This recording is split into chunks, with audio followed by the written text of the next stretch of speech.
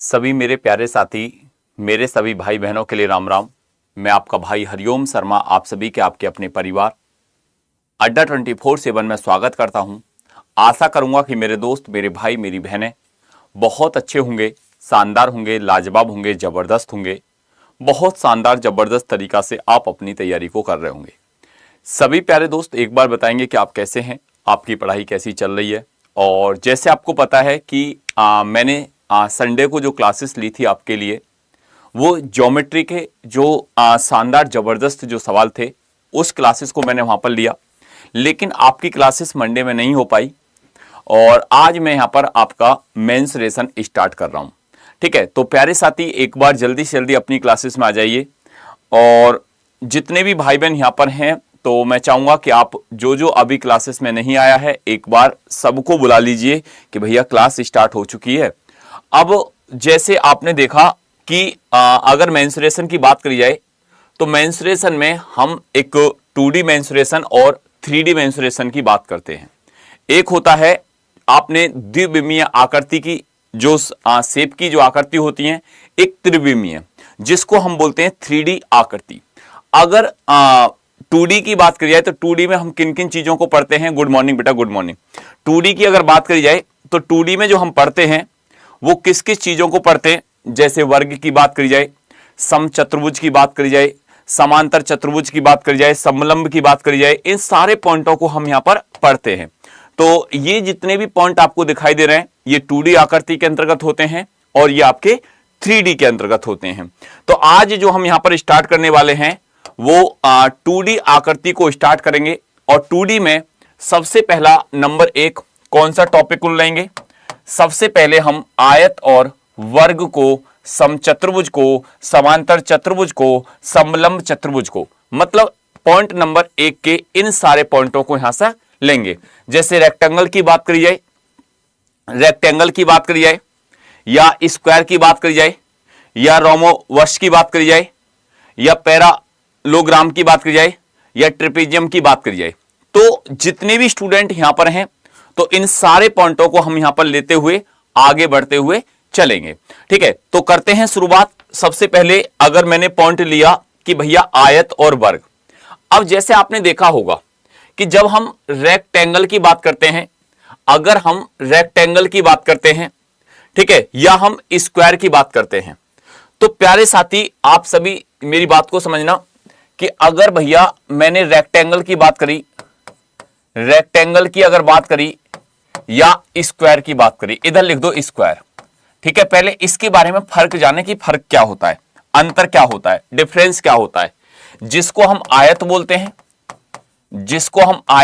हैं, इधर इसको हम वर्ग बोलते हैं। क्या बोलते हैं? वर्ग बोलते हैं। अब आपने देखा कि सर जब आयत की बात करते हैं, आयत होता क्या है और आयत की जो आकृति है वो किस प्रकार से देखी जाती है या किस प्रकार से बनती है। जब अगर आयत की बात करी जाए, जैसे आपने देखा होगा कि जब आयत की बात करी जाए, तो आयत की जो आमने सामने की जो भुजा होती हैं, आयत की आमने सामने की भुजा क्या होती हैं? बराबर होती हैं। लेकिन वर्ग की चारों भुजाएं समान होती हैं। वर्ग की क्या होंगी सर? चारों भुजाएं समान होंगी। तो सबसे पहले हम आयत के बारे में जानना यहां पर चाहेंगे। आयत के बारे में जानना चाहेंगे कि आयत में आयत का क्षेत्रफल कैसे निकालते हैं। ठीक है, और या हम आयत का जैसे बात करी जाए तो डायगोनल कैसे निकालते हैं, जिसको विकर्ण बोलते हैं, या हम बात करी जाए तो आयत की परिधि कैसे निकालते हैं, जिसको पैरामीटर कहते हैं। तो इन सारी बातों पर हम यहां पर क्या करेंगे? धीरे धीरे चर्चा करेंगे। अब जैसे आपने देखा कि सर ये क्या है? आयत है। और अगर ये आयत है, ध्यान से सुनना, कि ये साइड अगर ए है या ये साइड सर ए है तो ये भी साइड ए होगी, ये अगर साइड बी है तो ये भी साइड सर क्या होगी? बी होगी। आप ये बात समझ गए, ठीक है, कि सर आमने सामने की जो भुजा होती हैं वो आयत में क्या होती हैं? वो बराबर होती हैं। ठीक है, जितने भी दोस्त यहां पर देख रहे हैं, अब जैसे मैंने तुमसे कहा नंबर एक मैंने तुमसे कहा कि आयत का क्षेत्रफल कैसे निकालते हैं। आयत का क्षेत्रफल मतलब एरिया, रेक्टेंगल का एरिया कैसे निकालते हैं। तो आप कहोगे कि सर जब एरिया की बात करते हैं ना तो लंबाई गुणा चौड़ाई, आयत का जब क्षेत्रफल की बात करते हैं तो उसके लिए क्या करना होता है, लंबाई गुणा चौड़ाई। जैसे सर लंबाई कितनी है, a है यहां पर, चौड़ाई कितनी है, b है, तो a गुणा b कर दो या लंबाई गुणा चौड़ाई कर दो, l गुणा b। ये क्या होता है सर, जब कभी भी लंबाई गुणा चौड़ाई की बात करी जाए तो वो आयत का क्षेत्रफल निकलकर आ जाता है, आयत का क्षेत्रफल निकलकर आ जाता है लंबाई गुणा चौड़ाई के लिए। ठीक है, अब जैसे मैंने तुमसे कहा कि भाई आयत का परिमाप बताओ, नंबर 2 परिमाप, आयत का परिमाप, परिमाप होता है बेटा पैरामीटर, आयत का परिमाप मतलब जिसको बोलते हैं पैरामीटर मतलब परिधि। ठीक है, परिमाप। अब तुम कहोगे कि सर परिमाप को कैसे निकालते हैं, देखो परिमाप जो होता है वो जो लंबाई प्लस चौड़ाई जो होती है उसका 2 गुना। जैसे आपने कहा कि सर लंबाई a है चौड़ाई b है, अब लंबाई प्लस चौड़ाई, अब मैंने कर दिया a, देखो अब जैसे तुमने चारों भुजाओं को नाप लिया, जैसे ये a और ये a, तो ये हो जाएगा 2a प्लस ये b और ये b, ये हो जाएगा 2b। अब 2 कॉमन ले लो और 2 कॉमन ले लिया तो ये हो जाएगा a प्लस के b, तो इसको बोल देंगे लंबाई प्लस चौड़ाई का 2 गुना। लंबाई a है चौड़ाई b है, और अगर मैंने दोनों को जोड़कर इसका 2 गुना कर दिया तो वो आयत की परिधि हो जाती है, वो आयत का परिमाप हो जाता है। अब मैंने तुमसे कहा नंबर 3 बताओ आयत का विकर्ण, आयत का विकर्ण मतलब जिसको बोलते हैं डायगोनल, आयत का विकर्ण जिसको बोलते हैं डी। विकर्ण क्या होता है, विकर्ण निकालने के लिए सर जैसे आपने देखा कि सर ये वाली साइड मैंने मान ली कि डी है, और ये कहता है कि मेरे को अगर ये साइड निकालनी है और ये साइड और ये पता है तो मैं क्या करूंगा, d का स्क्वायर बराबर ये क्या है लंबाई l का स्क्वायर और ये क्या है चौड़ाई मतलब b का स्क्वायर, ये हो जाएगा d बराबर रूट में l स्क्वायर प्लस के b स्क्वायर, और ये हो गया भैया आयत का विकर्ण। तो ये तीनों पॉइंट आप समझ गए होंगे, number 1, number 2, number 3, number 1, number 2, number 3, number 1, number 2, number 3। ठीक है, एक बार पहले ये बताओ ये तीनों पॉइंट आपको क्लियर समझ में आए, नंबर 1, नंबर 2, नंबर 3। अगर ये बात तीनों पॉइंट समझ में आ गए तो एक बार कह दो कि हाँ हरिओम भैया ये बात क्लियर है, ये बात क्लियर है। अब हम चलते हैं देखो स्क्वायर की तरफ। स्क्वायर क्या होता है, वर्ग क्या होता है, जब वर्ग की बात करते हैं, वर्ग में देखो चारों भुजा समान होती हैं। जैसे ये भी भुजा a है, ये भी a है, ये भी अगर a है तो ये भी क्या होगी सर a होगी। मतलब वर्ग की अगर कोई भी स्क्वायर है, वर्ग के प्रकार की अगर कोई आकृति है तो उसकी चारों भुजाएं जो होंगी वो बिल्कुल समान होंगी, उन पर कोई भी फर्क नहीं पड़ने वाला। और जब चारों भुजा बिल्कुल समान होंगी, जब चारों भुजा अगर समान होंगी तो इसके लिए आप क्या करेंगे, आप कहोगे जैसे गुरुजी a है, ये a है, ये a है, ये a है, तो आप कहोगे a a a a। मेरी बात को ध्यान से गौर से सुनना, बिल्कुल ध्यान से गौर से। तो आप कहोगे कि सर ये a क्या है, ये भुजा है, और मैंने तुमसे कहा सबसे पहले कि वर्ग का क्षेत्रफल, वर्ग का क्षेत्रफल तो वो होता है भुजा का स्क्वायर। क्या होता है, भुजा का स्क्वायर। अब भुजा कितनी है सर, भुजा है a, तो ये क्या हो जाएगा a का स्क्वायर। कितना हो जाएगा, a का स्क्वायर हो गया। आप कह दोगे कि हाँ सर अगर भुजा के स्क्वायर की बात करी जाए तो हम उसको क्या कर देंगे, a का स्क्वायर। ठीक है, अब नंबर दो आपने देखा होगा कि सर अगर मेरे को वर्ग की परिधि निकालनी है, वर्ग का परिमाप निकालना, पैरामीटर निकालना है, तो वर्ग का परिमाप क्या होता है भाई, एक भुजा है a जैसे, और ये कहता है कि गुरुजी वर्ग में 4 भुजा होती हैं, तो वर्ग का परिमाप क्या हो जाएगा 4a। भाई अगर जब मैंने तुमसे कहा कि चारों भुजाओं को नाप के लेकर आओ, तुमने मेरे से कहा कि गुरुजी मैं चारों भुजाओं को क्यों मापूं, मैं सीधी एक भुजा को माप लेता हूं कि एक भुजा a है, तो आप मेरे से आके कहोगे कि गुरुजी एक भुजा a है तो 4 भुजा 4a नहीं हुई, मैं कहूंगा बिल्कुल हो गई। तो आपने क्या लगा दिया यहां पर 4a, राइट आंसर लगा दिया। ठीक है, अब नंबर 3 मैंने तुमसे कहा कि वर्ग का विकर्ण बताओ, वर्ग का विकर्ण मतलब डायगोनल, वर्ग का विकर्ण बताओ। और वर्ग का विकर्ण निकालने के लिए जब आप कहोगे कि सर ये साइड अगर मेरे को निकालनी है और ये मेरे को डी निकालना है, तो मैं क्या करूंगा, डी का स्क्वायर बराबर ए का स्क्वायर प्लस ए का स्क्वायर, क्योंकि ये वाली साइड ए है और ये भी वाली साइड ए है, तो दोनों का लंबाई का स्क्वायर और चौड़ाई का स्क्वायर, लंबाई भी ए है और चौड़ाई भी ए है। ठीक है, तो यहां पर सीधा क्या हो जाएगा, यहां पर क्या हो जाएगा कि सर डी बराबर अब ए का स्क्वायर 2 ए का स्क्वायर और ये हो जाएगा रूट। ठीक है, अब देखो डी बराबर, अगर ए का स्क्वायर के अंदर से ए बाहर आया रूट के अंदर से, तो ए स्क्वायर है अंदर, रूट के बाहर निकालेंगे तो ए आएगा, तो ये हो जाएगा ए रूट 2। कितना हो जाएगा, ए रूट 2 हो जाएगा। यहां तक बात क्लियर है, बोलो यहां तक बात क्लियर है। आप कहोगे कि हाँ गुरुजी यहां तक तो बात बिल्कुल क्या हो गई, बिल्कुल क्लियर हो गई, ये डी की वैल्यू हो गई। ये किसकी वैल्यू हो गई, ये डी की वैल्यू हो गई। यहां तक बात क्लियर है। ठीक है, अब देखो मैं पहले अब जो दोनों पॉइंट आपको समझाए, मैंने दोनों पॉइंट आपको समझाए, पहले तो एक बार ओके लिख दो कि हाँ हरिओम भैया ओके है, एक बार कमेंट में लिख दो कि हाँ हरिओम भैया ये बात बिल्कुल पूरी तरीका से, हाँ हरिओम भैया ओके है, आगे चलो, फिर मैं जब ही आगे चलूंगा। ठीक है, एक बार सभी कमेंट में लिख दो कि हाँ हरिओम भैया यहां तक बात ओके की रिपोर्ट है और ये बिल्कुल क्लियर है, और ये बात हमारे अब समझ में आ गई कि जब वर्ग कैसे निकालते हैं, वर्ग को निकालने के लिए क्या करना होता है, स्क्वायर को निकालने के लिए क्या करना होता है, रेक्टेंगल जब आयत की बात करेंगे और जब हम वर्ग की बात करेंगे।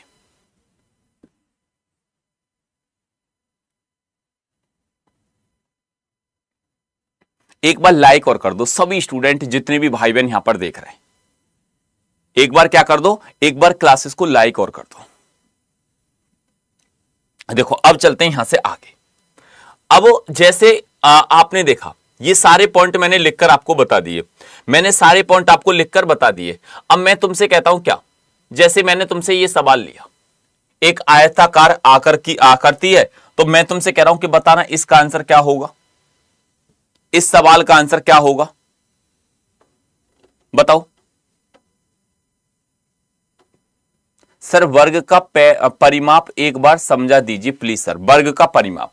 देखो जैसे ये वर्ग है, ये रहा, ये रहा, इसकी 4 भुजाएं, हर भुजा ए है, ए ये रही, ए ये रही, 4 भुजा समान होती हैं, और परिमाप का मतलब होता है पैरामीटर। परिमाप, परिमाप का मतलब होता है परिमाप के परिमाप, चारों ओर की माप। परिमाप का मतलब ही ये होता है, इसको बोल देंगे चारों ओर की माप, चारों ओर की माप। अब एक बात बताओ, अगर ये ए है, ये भी ए है, ये भी ए है, ये भी ए है, ए ए ए ए, अरे कैसे कट गया, देख रहे हो कैसे गया है। ठीक है, तो ये हो जाएगा सर 4a। इसी को हम क्या बोलते हैं कि जो चारों ओर की माप होती है उसी को वर्ग का परिमाप कहते हैं। ठीक है, अब देखो यहां से चलते हैं अपने सवालों की तरफ। बताओ इस क्वेश्चन का आंसर क्या बनेगा।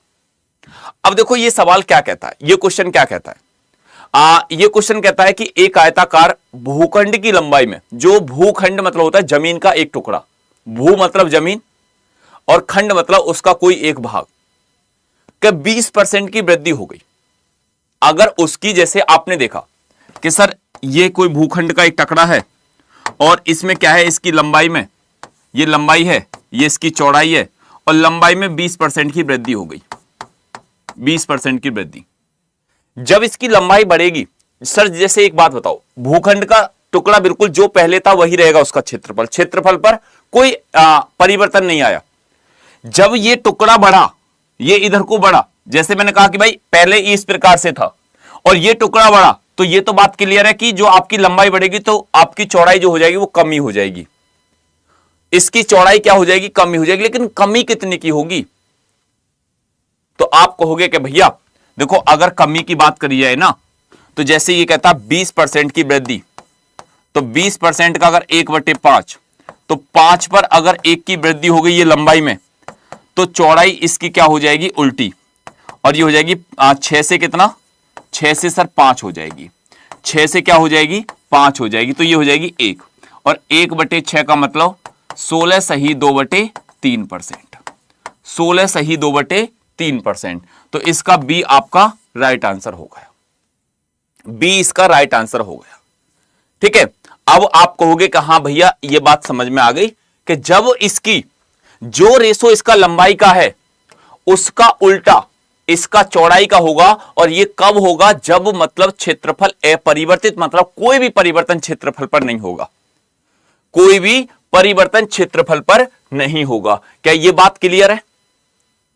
क्या ये बात क्लियर है? एक बार यस लिख दो कि हां सर ये बात क्लियर है। अब इसका गुरुजी कोई और भी मेथड है? बिल्कुल है। जैसे ये रहा, जैसे आपने माना 100 और आपने कहा कि भाई 20% की वृद्धि, सीधा सीधा कर दो मोटा मोटा, तो ये हो गया 120, ये हो गया 120। अब जहां से तुम आए थे वहीं पर वापस जाना है, ठीक है, जहां से तुम आए थे वहीं पर वापस जाना है। तो आपको क्या करना है सर, 120 से 100 की तरफ जाने पर तो ये 20 की कमी, कहां से, 120 से, और 0 से 0 कट गया, और आपने कहा था 2 से 1 टाइम, 2 से 6, 1/6, 1/6 का मतलब 16.67%, या 16 सही 2/3%, जो तुम्हारा मन करे, जैसे तुम्हारा मन करे, जिस मेथड से तुम्हारा मन करे उस मेथड से निकाल लो।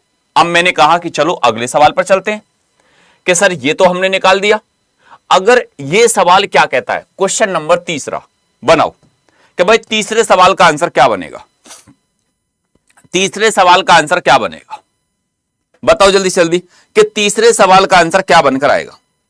अब जैसे क्वेश्चन नंबर 3 पर आप गए, आपकी नजर क्वेश्चन नंबर 3 पर गई, तो यह कहता है कि सर अगर एक आयत का परिमाप मतलब 22 सेंटीमीटर है, परिमाप मतलब परिधि, और परिधि मतलब चारों ओर की माप, और अगर चारों ओर की माप किसी भी आयत की 22 सेंटीमीटर है, कितनी, 22 सेंटीमीटर है, और आप जानते हैं कि जो परिमाप होता है वो लंबाई प्लस चौड़ाई का, लंबाई प्लस चौड़ाई इसका 2 गुना, ये कितना सर, ये 22 सेंटीमीटर है, ये 22 सेंटीमीटर है।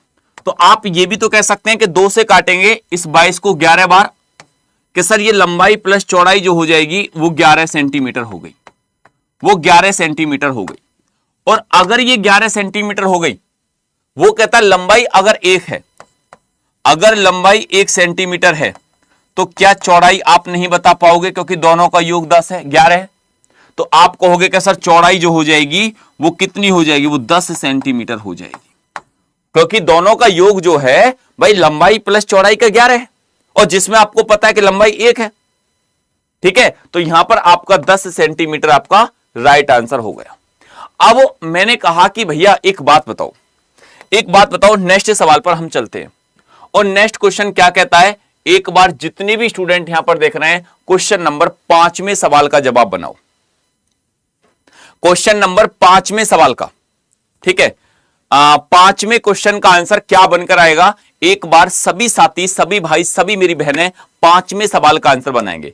अब जैसे ये कहता है कि आयत की प्रत्येक भुजा में, जो अगर उसकी लंबाई भी है उसकी चौड़ाई भी है, उसकी लंबाई भी है और उसकी चौड़ाई भी है, मतलब प्रत्येक भुजा में 22% की वृद्धि की गई। जैसे आपने देखा कि सर लंबाई में भी 22% वृद्धि और चौड़ाई में भी, तो उसके क्षेत्रफल पर कितने परसेंट वृद्धि हो गई, तो आप कहोगे A% प्लस के B%, प्लस A% गुणा B% बटे कितना हो जाएगा, ये हो जाएगा 100, ये हो जाएगा 100।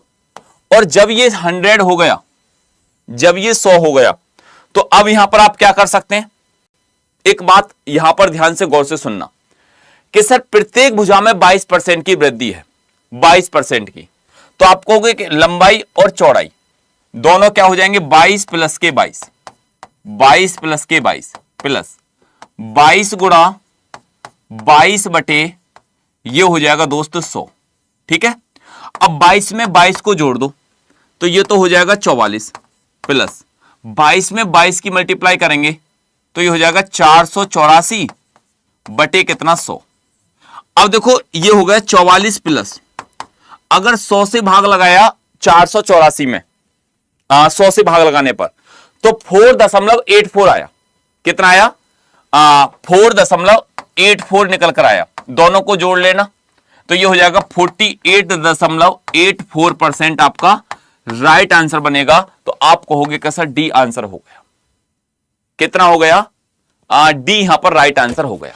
अब मैं कहता हूं कि चलो यहां तक तो बात क्लियर है, नेक्स्ट क्वेश्चन की तरफ चलते हैं, नेक्स्ट सवाल की तरफ बढ़ते हैं। अगर जैसे आपने इस सवाल को देखा, क्वेश्चन नंबर छठा, बताओ छठे सवाल का आंसर क्या बनेगा? क्वेश्चन नंबर छठे क्वेश्चन का आंसर क्या बनेगा बताओ। अब छठा सवाल कहता है कि एक आयत की लंबाई और चौड़ाई, आयत की लंबाई और चौड़ाई क्रम से 8% और 10% की कमी हो रही है, मतलब दोनों में कमी हो रही है।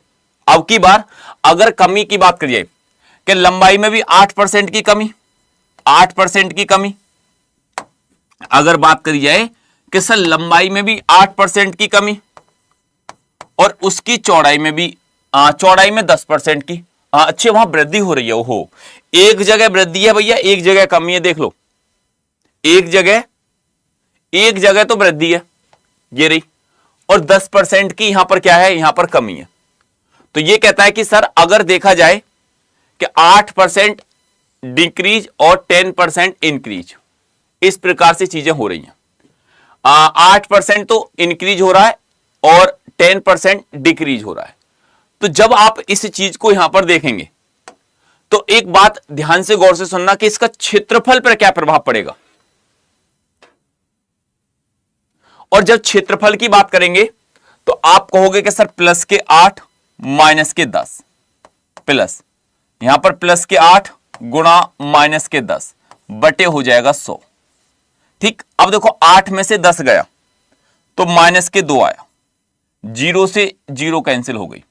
10 में से 8 ये 8 माइनस का हो गया, भाग लगाएंगे तो ये हो जाएगा 0.8 माइनस के 0.8। अब इनको जोड़ लो, ये हो जाएगा माइनस के 2.8%। और इसमें ये क्या हो जाएगी, ये सर कमी हो जाएगी। क्या हो जाएगी, ये कमी हो जाएगी। 2.8% ये क्या हो जाएगी, ये कमी हो जाएगी। और इसका जो राइट आंसर होगा वो डी, इसका बिल्कुल परफेक्ट करेक्ट राइट आंसर बनकर आएगा। इसका जो आंसर बनकर आएगा वो डी, इसका बिल्कुल करेक्ट राइट आंसर बनकर आएगा। अब चलते हैं यहां से नेक्स्ट क्वेश्चन की तरफ, नेक्स्ट सवाल की तरफ। यहां तक बात हो गई बिल्कुल क्लियर। बताओ बताओ क्वेश्चन नंबर 8वां, 8वें सवाल को आप कैसे बनाओगे? बनाओ जल्दी जल्दी, क्या 8वें सवाल को आप कैसे बनाओगे? जितने भी दोस्त यहां पर देख रहे हैं बताओ 8वें सवाल को आप कैसे बनाओगे?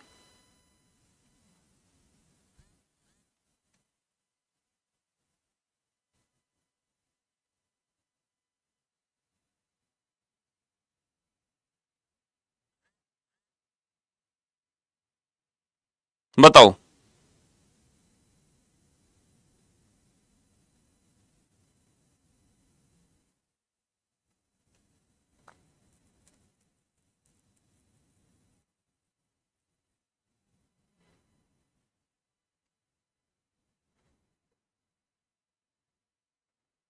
बता बेटा, क्या आंसर होगा इसका?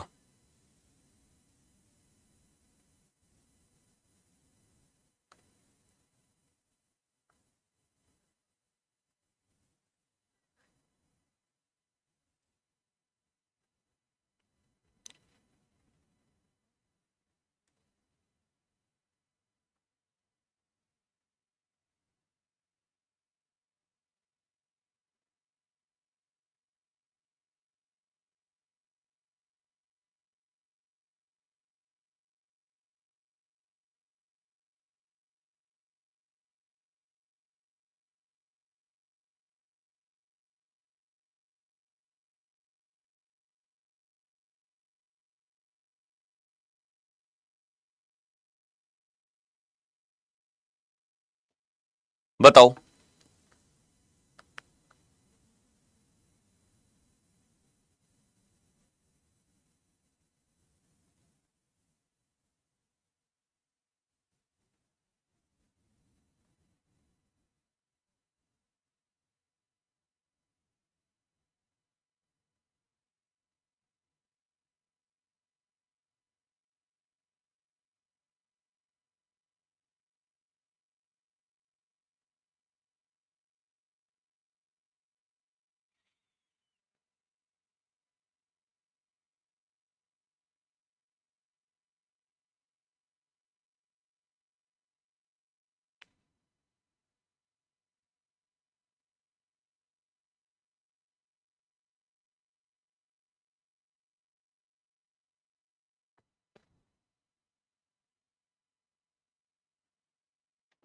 देखो इधर को आ जाओ, सभी स्टूडेंट जितने भी यहां पर देख रहे हैं,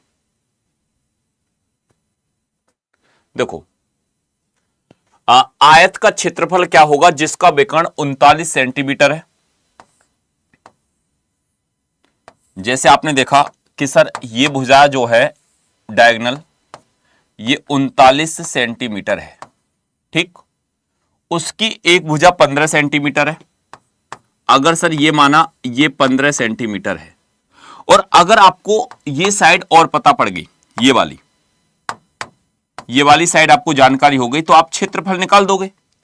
क्योंकि क्षेत्रफल क्या होता है सर, अगर हमको ये लंबाई और चौड़ाई, ठीक है, अगर देखा जाए तो सर ये साइड हमको अगर पता पड़ गई तो क्षेत्रफल होता है लंबाई गुणा चौड़ाई। अब क्षेत्रफल निकालने के लिए आपको क्या करना होगा बताओ, क्षेत्रफल निकालने के लिए आपको क्या करना होगा। आप एक बात जानते हैं क्या कि सर इस साइड को निकालना मेरे लिए बिल्कुल आसान है। क्यों? जैसे ये 39 है, मैंने 39 को अगर ऐसे तोड़ दिया क्या 13 गुणा 3। अगर गुरुजी जैसे 15 है, मैंने इसको ऐसे तोड़ दिया 5 गुणा 3। तो इसी प्रकार से मैं ये तो जरूर कह सकता हूं कि सर यहां पर 3 जब इसके साथ है, इसके साथ है, क्योंकि 888 में है तो 3 यहां भी होगा। लेकिन सर हमने एक 888 पढ़ी थी क्या, और वो 888 की बात करी जाए तो 5, 12 और 13 का, जिसमें अगर एक साइड 5 है, कोई साइड ये 13 है, तो ये साइड क्या हो जाएगी सर 12, तो वही 12 है जो यहां पर निकल कर आएगी। तो 12 गुणा 3, तो अब ये कितना हुआ इसके अकॉर्डिंग, ये सर 36 हुआ। ये कितना हुआ 36 हुआ। बात खत्म। बताओ यहां तक बात क्लियर है नहीं है? आप कहोगे कहां सर, बिल्कुल क्लियर है। तो ये आंसर क्या हो जाएगा, आप कहोगे क्या सर देखो 15 गुणा और अगर 36 की बात करेंगे, 15 का टेबल 6 बार 90, 0 हासिल का 9, 15 × 45 और 9 54, तो आप कहोगे कि 540 जो हो जाएगा वो इसका राइट आंसर होगा। 540 जो होगा वो इसका बिल्कुल परफेक्ट करेक्ट राइट आंसर 540 बनकर आएगा। 540 क्या हो जाएगा, इसका बिल्कुल करेक्ट राइट आंसर बनकर आएगा। ठीक है, नेक्स्ट सवाल पर चलते हैं। नेक्स्ट सवाल की बात करते हैं। क्वेश्चन नंबर 9, क्वेश्चन नंबर 9 सवाल का आंसर क्या बनेगा बताओ। क्वेश्चन नंबर 9 जो सवाल है इसका आंसर क्या बनकर आएगा।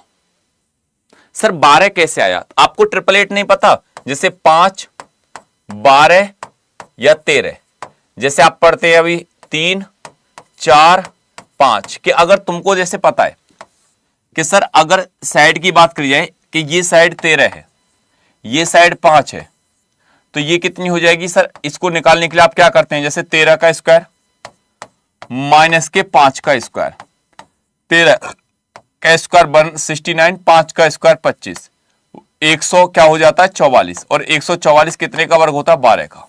तो इसलिए हम डायरेक्ट निकालने से अच्छा है कि इतना टाइम ना बिगाड़ कर, हमको डायरेक्ट याद है कि अगर एक साइड 5 है, एक 13 है, तो तीसरी 12 होगी।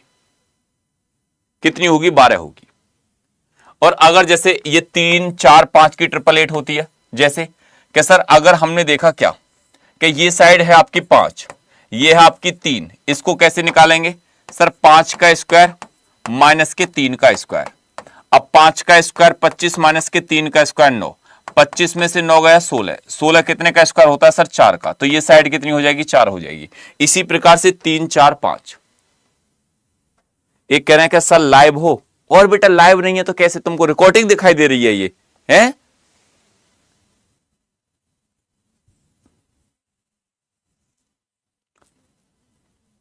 ठीक है, चलो अब चलते हैं यहां से आगे।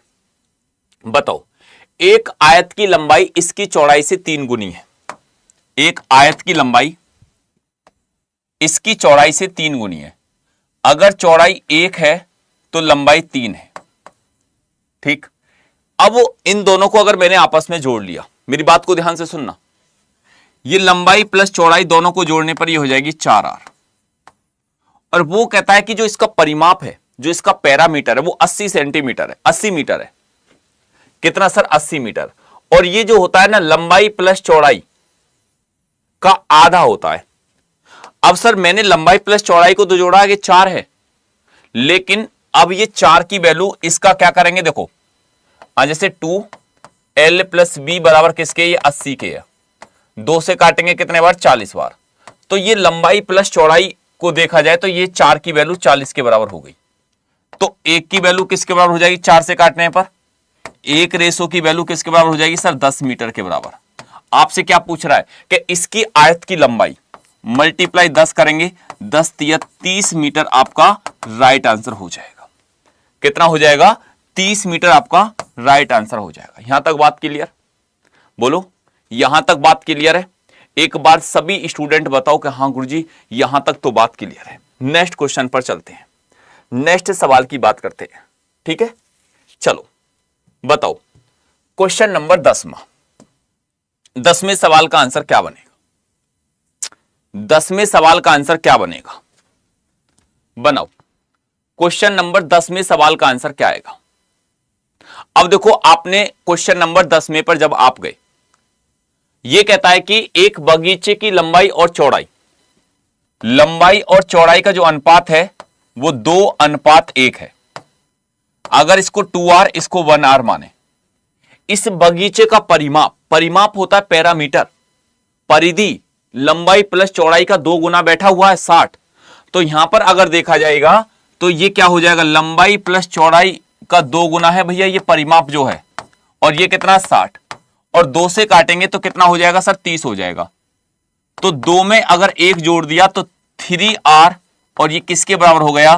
30 के बराबर। तो 1r की वैल्यू कितनी हो जाएगी सर? 10। आपसे क्या कह रहा है कि बगीचे की लंबाई बताओ। मल्टीप्लाई यहां पर 10 करेंगे, 10 दूनी 20 आपका राइट आंसर हो गया। 10 दूनी 20 आपका राइट आंसर हो गया। तो आप कहोगे कि हाँ भैया बिल्कुल कितना हो जाएगा? ये 20 आंसर हो जाएगा। नेक्स्ट क्वेश्चन पर चलते हैं। बताओ नेक्स्ट सवाल का आंसर क्या बनेगा? Question number 11वां। 11वें सवाल का आंसर क्या बनकर आएगा? बताओ 11वें सवाल का आंसर क्या बनकर आएगा? एक बार सभी स्टूडेंट यहां पर बताएं कि सर 11वें सवाल का आंसर ये होगा। जैसे आपने देखा कि सर आयत का जो परिमाप है वो 28 है और परिमाप होता है 2, लंबाई प्लस चौड़ाई। अब बराबर कितना है सर? ये 28 है। तो आपने अगर 2 से इसको काटा तो आप कह देंगे कि सर लंबाई प्लस चौड़ाई 14 हो गई, लंबाई प्लस चौड़ाई 14 हो गई। अब उसमें कहता है एक भुजा 4 है। अगर इसमें मैं मान लेता हूं कि अगर लंबाई 4 सेंटीमीटर है तो चौड़ाई कितनी रही होगी? क्योंकि इन दोनों को मिलाकर 14 है, तो आप कहोगे कि सर ये रही होगी 10 सेंटीमीटर। कितना? 10 सेंटीमीटर। तो आंसर क्या हो जाएगा आपका? यहां पर सी बिल्कुल परफेक्ट करेक्ट राइट आंसर क्या हो जाएगा? आपका सी आंसर हो जाएगा। ठीक है, आपका क्या हो जाएगा? यहां पर सी आंसर हो जाएगा। ठीक है, अब जितने भी स्टूडेंट यहां पर देख रहे हैं, जैसे ये सवाल है, बताओ क्वेश्चन नंबर 13वां। बताओ भैया 13वें सवाल का आंसर क्या बनेगा? क्वेश्चन नंबर 13वें सवाल का आंसर क्या बनकर आएगा? Question number 13। तो आपने कहा कि सर अगर मैं 13वें सवाल पर गया, जैसे परिमाप की बात करता है और परिमाप होता है कितना? 40 मीटर। तो लंबाई प्लस चौड़ाई इसका आधा कर देंगे, 20 हो जाएगा। जिसमें लंबाई 12 है, 12 मीटर है, तो क्या आप चौड़ाई नहीं बता सकते? आप कहोगे कि बिल्कुल, क्योंकि दोनों को मिलाकर 20 है। तो 12 में ऐसा क्या जोड़ूं कि ये 20 बन गया? तो आप कहोगे कि सर 8 मीटर जोड़ दो। इसका आंसर जो हो जाएगा वो 8 मीटर ही होगा। इसका जो आंसर हो जाएगा वो आपका 8 मीटर, इसका बिल्कुल परफेक्ट राइट आंसर बनकर आएगा। कितना? 8 मीटर। अब चलते हैं यहां से नेक्स्ट सवाल की तरफ। यहां तक किसी को कोई दिक्कत? बताओ जितने भी स्टूडेंट भाई मेरी बहनें, किसी को कोई दिक्कत हो तो बताओ। इस क्वेश्चन का आंसर बताओ, इसका आंसर बताओ। जितने भी आप यहां पर देख रहे हैं, इस सवाल का आंसर क्या बनेगा? जैसे आपने देखा कि आयत की लंबाई तथा परिमिति, परिमिति का मतलब होता है पैरामीटर। अगर पैरामीटर की बात करी जाए और रेक्टेंगल के लेंथ की बात करी जाए, अब देखो लेंथ कितनी है। अगर लेंथ की बात करिए, लेंथ है सर 5 और पैरामीटर कितना है, पैरामीटर है सर 16। अब एक बात सुनो, इधर को आओ। आप जानते हैं कि पैरामीटर जो होता है वो क्या होता है सर? पैरामीटर का मतलब होता है कि चारों तरफ की माप, लेकिन वो लंबाई प्लस चौड़ाई का 2 गुना तो है। ये तो आप भी जानते हैं कि सर उसमें तो 4 भुजाएं, हमको तो लंबाई प्लस चौड़ाई का 2 गुना है ये। और जब ये 2 गुना है तो आप ये भी जानते हैं कि सर अगर L प्लस बी की बात करिए तो ये कितना हो जाएगा सर? 8 हो गया। अब लंबाई अगर 5 है, क्योंकि ये कहता है लंबाई तथा चौड़ाई का अनुपात बताओ, लंबाई और चौड़ाई का अनुपात। आपको पता है कि अगर लंबाई 5 है तो चौड़ाई कितनी रहेगी सर? दोनों को मिलाकर तो 8 है ये। तो यहां से जब ये भुजा 5 है तो ये भुजा 3 नहीं रही होगी। आप कहोगे कि सर बिल्कुल रही होगी। तो आंसर क्या हो जाएगा? 5:3। आंसर क्या हो जाएगा? 5:3 आपका बिल्कुल परफेक्ट राइट आंसर बनकर आएगा। यहां तक बात क्लियर है? एक बार सभी साथी, सभी भाई बहन जितने भी यहां पर हैं और जो स्टूडेंट चाहते हैं कि सर हमको सेशन कंट्रोलर का बैच चाहिए स्पेशल, तो मेरा सेशन कंट्रोलर का जो बैच मैं आपके लिए बता देता हूं एक बार। कब से स्टार्ट हो रहा है? जैसे आप अड्डा 24/7 एप्लीकेशन पर गए, रेलवे पर गए और आरआरबी सेशन कंट्रोलर पर गए, तो यह बैच आपका 13 नवंबर से स्टार्ट हो रहा है। कब से? आपका यह बैच 13 नवंबर से स्टार्ट हो रहा है। जो आप जितने भी स्टूडेंट यहां पर हैं जो मेरे को देख रहे हैं या मेरे को सुन पा रहे हैं, तो मैं आपको एक बार बताना चाहूंगा कि यह स्पेशल बैच है, यह कंप्लीट बैच है। ये बैच वो है जो आपके सपनों में लगाएगा 4 चांद, और पूरी तरीका से मैं एक जिम्मेदारी के साथ इस पूरे कंप्लीट बैच को आपको यहां पर कंप्लीट कराऊंगा। और ये बैच जितनी भी दोस्त यहां पर देख पा रहे हैं कि सर ये मिलेगा कैसे, हमको भी जुड़ना है। देखो आपको कुछ नहीं करना, आप अड्डा 24/7 एप्लीकेशन डाउनलोड करो, और जब आप अड्डा 24/7 एप्लीकेशन डाउनलोड करोगे तो आप जाना ऑल कोर्सेज। ऑल कोर्सेज चले गए, ये सब कुछ आपको दिखाई देगा, लेकिन आपकी नजर एक होनी चाहिए, रेलवे। और जब रेलवे पर आपने क्लिक कर दिया तो रेलवे की ये सारी भर्तियां यहां पर दिखाई दी, लेकिन आपको आरआरबी सेशन कंट्रोलर की बात करनी है। और जब सेशन कंट्रोलर की बात करोगे तो आपको यहां पर जाएंगे इस बैच पर, और इस बैच में आप मोर ऑफर पे जाकर और अपना कूपन कोड लगा लेना क्या। और जब आप अपना कूपन कोड लगाओगे YT07 और अप्लाई करने पर यह बैच आपको मिल जाएगा 898 में। यह शानदार, लाजवाब, जबरदस्त बैच है, और इसमें पूरी तैयारी के साथ आपको मैथ्स प्लस रीजनिंग, क्योंकि इसमें जो सबसे ज्यादा रोल है भाई, जो 2 ही सब्जेक्ट आ रहे हैं। रोल की क्या बात करी जाए, मात्र 2 ही सब्जेक्ट आ रहे हैं, या तो मैथ या रीजनिंग, और कोई सब्जेक्ट नहीं है। ठीक है, तो डिस्काउंट दे दो सर। बेटा डिस्काउंट आप इस कूपन कोड को लगा लेना, मिल जाएगा। YT07 लिख लो, कभी भूल जाओ, क्योंकि तुम भूला बहुत जल्दी हो। ठीक है, तो आप लिख लेना YT07, YT07, तो आपको डिस्काउंट मिल जाएगा। और इस बैच में जुड़कर अपनी तैयारी लगाएं, पूरी 4 चांद से मेहनत करें। ठीक है, तो सभी प्यारे साथी, जय हिंद, जय भारत। और कोई भी अगर आपको लगे कि सर ये चीज पॉइंट समझ में नहीं आ रहा, तो एक बार कमेंट में कर देना। और फिर अब जो इस बैच से जुड़ना चाहता है, एक बार, ठीक है, एक बार लिख दो भैया कि हाँ भैया